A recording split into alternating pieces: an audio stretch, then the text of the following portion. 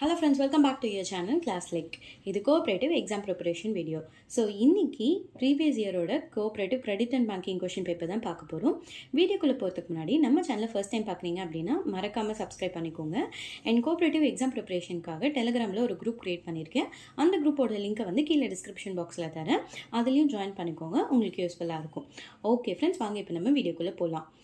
இது day 24 cooperative credit and banking Part 6, question number 51 to 60.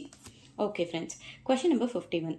The law relating to the payment of check and protective to the banker is contained in the அதாவது dash சட்டத்தில் காசோலை வழங்குவது தொடர்பாக வங்கியில் பாதுகாப்பு அளித்துள்ளது அப்படின்னு சொல்லி கேட்டிருக்காங்க. அதாவது எந்த ஆக்ட் கீழே வந்து இந்த மாதிரி செக் பேமெண்ட்ஸ்க்கு அதுக்கப்புறம் பேங்கர்ஸ்க்கான ப்ரொடெக்ஷன்ஸ் வந்து சொல்லியிருக்காங்க அப்படின்னு சொல்லி கேட்டிருக்காங்க. எந்த ஆக்ட் கீழே அப்படின்னு பார்த்தீங்கன்னா என்ஐ ஆக்ட், அதாவது நெகோஷியபிள் இன்ஸ்ட்ருமெண்ட் ஆக்ட். இது எந்த வருஷம் வந்து வந்திருக்குன்னு பார்த்தீங்கன்னா 1881. ஆனால் எந்த வருஷம் இம்ப்ளிமெண்ட் ஆயிருக்கும் அப்படின்னு பார்த்தீங்கன்னா 1882. ஓகேங்களா, fine. Next question number 52. A customer is bound to inform the dash about the lost cheque leaves. அது லாஸ்ட்ன்னு இருக்கு, அது லாஸ்ட் இல்லை, lost L O S T, lost cheque leaf. Okay, வாடிக்கையாளர் காசோலை தொலைந்ததை பற்றி தகவலை டேஷுக்கு அளிக்க வேண்டும் அப்படின்னு சொல்லி கேட்டிருக்காங்க. ஸோ இப்போ நம்ம வந்து ஒரு செக்கை தொலைச்சிட்டோம் அப்படின்னா ஸோ யாருக்கு வந்து நம்ம அதை இன்ஃபார்ம் பண்ணணும் அப்படின்னு கேட்டிருக்காங்க. யாருக்குன்னு பார்த்தீங்கன்னா ட்ராயரோட பேங்க், அதாவது யார் தொலைச்சாங்களோ அவங்களோட பேங்க்குக்கு. ஓகேவா, fine. Next question number 53. In a joint account, if one of the signature is forged, அதாவது கூட்டு கணக்கில் ஒருவரது கையொப்பம் போலி என்பது தெரிய வந்தால் என்ன பண்ணணும் அப்படின்னு சொல்லி கேட்டிருக்காங்க. ஒரு ஜாயிண்ட் அக்கௌண்ட்டில் யாரோ ஒரு அக்கௌண்ட் ஹோல்டரோட சிக்னேச்சர் வந்து ஃப்ராடாக இருந்துச்சு அப்படின்னா ஸோ என்ன பண்ணணும் அப்படின்னு கேட்டிருக்காங்க. ஆப்ஷன்ஸ் பார்த்தீங்கன்னா option A, bank and customers are equally liable, அதாவது ரெண்டு பேருமே பேங்க்கும் கஸ்டமரும் தான் வந்து பொறுப்பு. ஆப்ஷன் பி வந்து ஒன்லி கஸ்டமர் இஸ் லயபிள், அதாவது கஸ்டமர்ஸ் மட்டும்தான் வந்து பொறுப்பு. ஆப்ஷன் சி பார்த்தீங்கன்னா ஒன்லி பேங்க் இஸ் லயபிள், அதாவது பேங்க் மட்டும்தான் பொறுப்பு. Option D none of this. So இதில் யாராவது ஒரு ஜாயிண்ட் அக்கௌண்ட்டில் யாராவது ஒருத்தரோட சைன் ஃபோர்ஜரியாக இருந்துச்சு அப்படின்னா பேங்க் மட்டும்தான் பொறுப்பு. So option C only the bank is liable. ஓகேங்களா, fine. Next question number 54. What is the object of introducing the banking ombudsman scheme 2006? அதாவது வங்கி மத்தியத்தார் ஆம்பஸ்மெண்ட் திட்டம் 2006 அறிமுகப்படுத்தப்பட்டதன் நோக்கம் என்ன அப்படின்னு சொல்லி கேட்டிருக்காங்க. ஸோ எதுக்காக ஆக்சுவலி பேங்கிங் ஆம்பஸ்மெண்ட் ஸ்கீம் 2006 வந்து எதுக்காக கொண்டு வந்திருக்காங்க, அதோட அப்ஜெக்டிவ்ஸ் என்ன அப்படின்னு பார்த்தீங்கன்னா to enable resolution of complaints relating to the banking services, அதாவது வங்கி சேவை தொடர்பான புகார்களை தீர்ப்பதற்காக செயல்படுத்துறதுக்காக கொண்டு வந்தது தான் இந்த பேங்கிங் ஆம்பஸ்மெண்ட் ஸ்கீம் 2006. இது யார் கொண்டு வந்திருப்பாங்கன்னு பார்த்தீங்கன்னா ஆர்பிஐ தான் வந்து கொண்டு வந்திருப்பாங்க. ஓகேவா, fine. Next question number 55. Expansion of CVV in debit card, அதாவது பற்று அட்டையில் உள்ள சிவிவியின் விரிவாக்கம் என்ன அப்படின்னு கேட்டிருக்காங்க. ஸோ சிவிவியோட அப்ரிவேஷன் என்னன்னு பார்த்தீங்கன்னா கார்டு வெரிஃபிகேஷன் வேல்யூ. ஓகேங்களா, இது வந்து 3 டிஜிட்ஸ் இல்லைனா 4 டிஜிட்டாக இருக்கலாம். நம்ம யூஸ் பண்ணுற கார்ட்ஸ் மோஸ்ட்லி வந்து எப்படி இருக்கும்னா 3 டிஜிட்ஸ் தான் இருக்கும். அது கிரெடிட் கார்டு, டெபிட் கார்டு எதுவாக இருந்தாலும் அது 3 டிஜிட்ஸில் தான் இருக்கும் சிவிவி. அமெரிக்கன் எக்ஸ்பிரஸ் கிரெடிட் கார்டில் தான் வந்து நீங்கள் 4 டிஜிட் சிவிவி வந்து பார்க்கலாம். ஓகேங்களா, fine. Next, question number 56. Recovery of debts due to the Bank and Financial Institution Act 1993 was passed as per the recommendation of dash commitment. அதாவது டேஷின் பரிந்துரையின் பேரில் வங்கிகள் மற்றும் நிதி நிறுவனங்களுக்கு வரவேண்டிய கடன்களை வசூல் செய்யும் சட்டம் 1993 இயற்றப்பட்டது அப்படின்னு சொல்லி கேட்டிருக்காங்க. ஒன்றும் இல்லை, அதாவது 1993 banks and financial institution act 1993ல் ரெக்கவரி ஆஃப் டெப்ட் வந்து யார் வந்து இந்த ஐடியா வந்து கொண்டு வந்திருப்பாங்க, இதை வந்து யார் ரெக்கமெண்ட் பண்ணியிருப்பாங்க அப்படின்னு கேட்குறாங்க. யாருன்னு பார்த்தீங்கன்னா நரசிம்மன் கமிட்டி தான் வந்து இதை ரெக்கமெண்ட் பண்ணியிருப்பாங்க. ஸோ நரசிம்மன் கமிட்டிலே 2 இருக்குது. 1991 ஒரு நரசிம்மன் கமிட்டி இருக்கும், 1998 இன்னொரு கமிட்டி ஃபார்ம் ஆயிருக்கும்.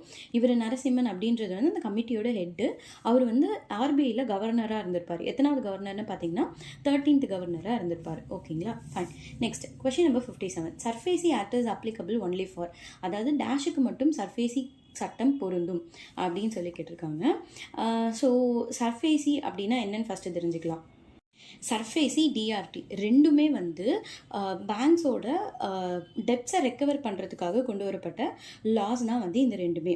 ஸோ சர்ஃபேசியோட அப்ரிவேஷன் என்னென்னு பார்த்துட்டிங்கன்னா securitisation and reconstruction of financial assets and enforcement of security interest act அப்படின்னுவோம்.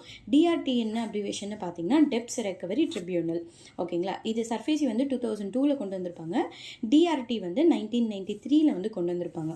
So இவங்களுக்குள்ள இருக்கிற மேஜர் டிஃப்ரென்ஸ் என்ன அப்படின்னு பார்த்தீங்கன்னா ரெண்டுமே வந்து பேங்க்கோட டெப்ஸை ரெக்கவர் பண்ணுறதுக்கு தான் வந்து கொண்டு வந்திருப்பாங்க.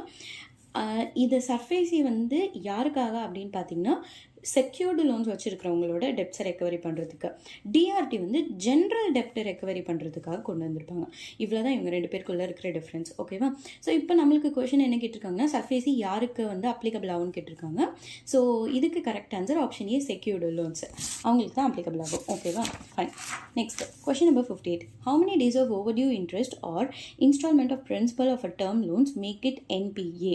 அதாவது தவணை தவறிய வட்டி மற்றும் அல்லது அசல் எத்தனை நாட்களுக்குள் வசூலாகாத நிலையில் செயல்படாத சொத்தாக கருதப்படும் அப்படின்னு கேட்டிருக்காங்க. அதாவது இப்போ ஒரு லோன் வாங்கிட்டோம், அந்த லோனுக்கு இஎம்ஐயும் கட்டல, அதாவது இன்ட்ரெஸ்ட்டும் பே பண்ணல, பிரின்சிபல்லையும் எந்த அமௌண்ட்டும் பே பண்ணல அப்படின்னா எத்தனை டேஸ்க்கு அப்புறம் அந்த லோனை வந்து நம்ம என்பிஏ அதாவது நான் பெர்ஃபார்மிங் அசட்டாக மாற்றுவோம் அப்படின்னு கேட்டிருக்காங்க. எத்தனை நாள்னு பார்த்தீங்கன்னா 90 days. ஓகேங்களா? Fine. Next question number 59. Interest rate permit on CRR account balances. அதாவது சிஆர்ஆர் கணக்கின் நிலுவைக்கு அளிக்கப்படும் வங்கி விகிதம் என்ன அப்படின்னு சொல்லிக்கிட்டு இருக்காங்க. ஆக்சுவலி வந்து வங்கி விகிதமே கிடையாது, அதாவது எதுவுமே வந்து இன்ட்ரெஸ்ட் பே பண்ண மாட்டாங்க, does not pay any interest. So அதுக்கான ஆன்சர் வந்து ஆப்ஷன் ஏ 0%. ஓகேவா?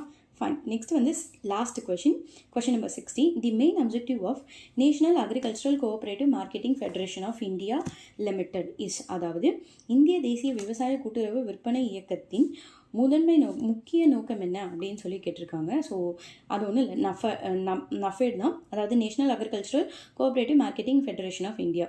ஸோ இவங்களோட மெயின் அப்ஜெக்டிவ் என்ன அப்படின்னு பார்த்தீங்கன்னா எல்லாமே, அதாவது promotes cooperative marketing of agricultural products, stabilizes prices of essential commodities, promotes remuneration prices to the farmers for their products, ensuring timely payment.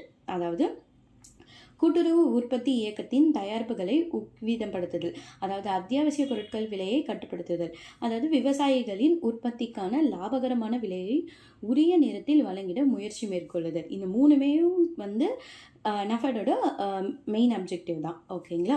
So correct answer is option C 1, 2 and 3. Fine. So இன்றைக்கான 10 questions நம்ம பார்த்துட்டோம். Hope இந்த video உங்களுக்கு ரொம்ப யூஸ்ஃபுல்லாக இருக்கும்னு நினைக்கிறேன். And இந்த வீடியோவில் ஏதாவது டவுட்ஸ் இருந்துச்சுன்னா கீழே கமெண்ட் செக்ஷனில் கேளுங்க. யூஸ்ஃபுல்லாக இருந்துச்சுன்னா லைக் பண்ணிவிடுங்க. அண்ட் கோஆப்ரேட்டிவ் எக்ஸாம்ஸ் ப்ரிப்பேர் பண்ணுற உங்களோட ஃப்ரெண்ட்ஸுக்கு இதை ஷேர் பண்ணுங்கள். தேங்க்யூ ஃபார் வாட்சிங் மை சேனல். பாய்.